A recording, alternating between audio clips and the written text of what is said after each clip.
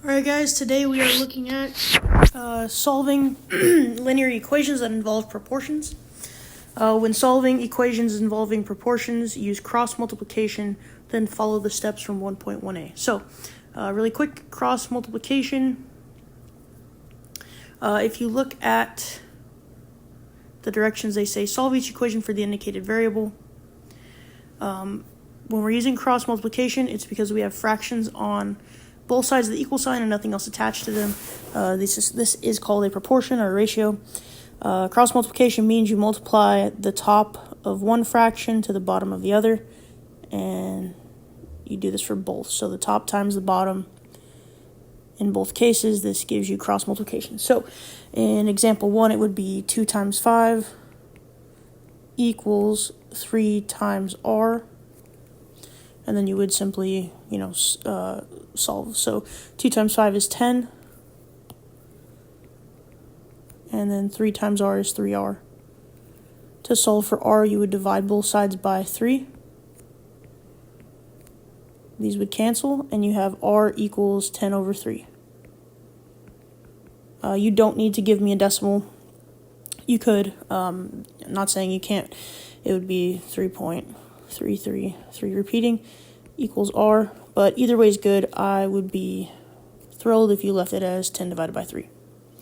So example 2, again, we're cross multiplying. The negative number out in front of the fraction I'm actually going to give to n, so I'm going to move it up to the top. So I have negative n times 6 equals 4 times 8. So I have negative 6n equals 32. I'm going to divide both sides by negative 6.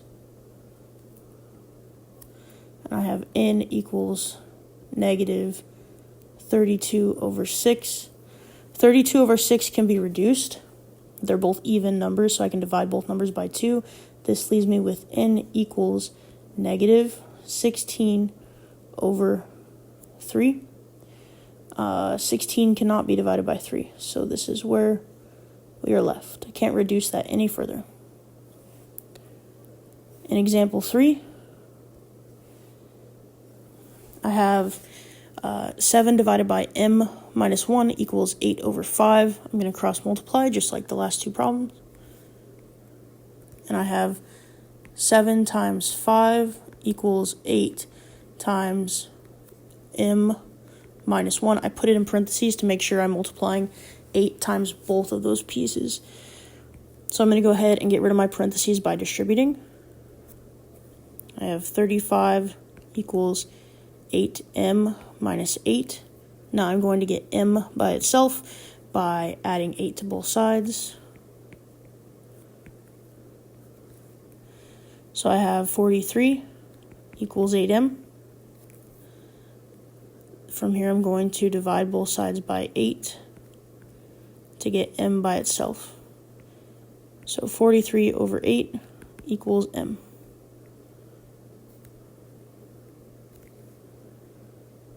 Example 4, again, cross multiply. I have n times 5 equals n minus 6 times 6. I'm going to go ahead and distribute the 6 to both of those pieces. So I have 5n equals 6n minus 36.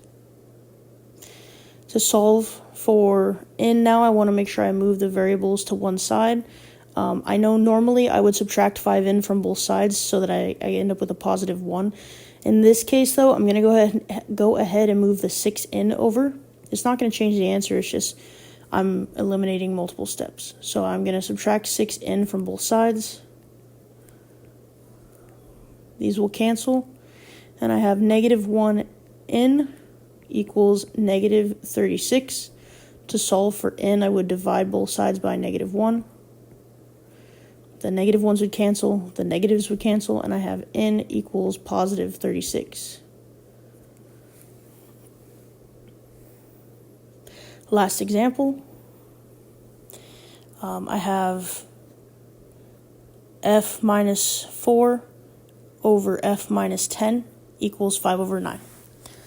So same way we've done it 4 times beforehand, cross multiply. I have f minus 4 times 9 equals 5 times f minus 10. I need to get rid of parentheses, so I'm going to distribute. I'm going to distribute the 9 to both pieces, so I'll have 9f minus 36 equals 5f minus 50. To solve for f, I'm going to move them to one side by subtracting 5f.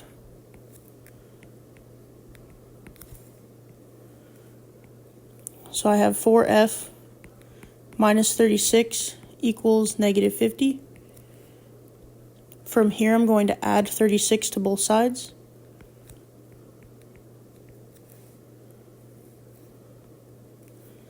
And I have 4f equals negative 14. Make sure you keep track of that negative. I'm going to divide both sides by 4. And I have f equals negative 14 over 4. Now, before you say you're done, because technically f is by itself, so technically we're done, look at your fraction, negative 14 over 4. They're both even numbers, so that means I can divide both of these numbers by 2. When I divide both of these numbers by 2, I'm left with f equals negative 7 over 2. I cannot simplify that any further, therefore, now I'm actually done. Alright, that is how you solve linear equations involving proportions.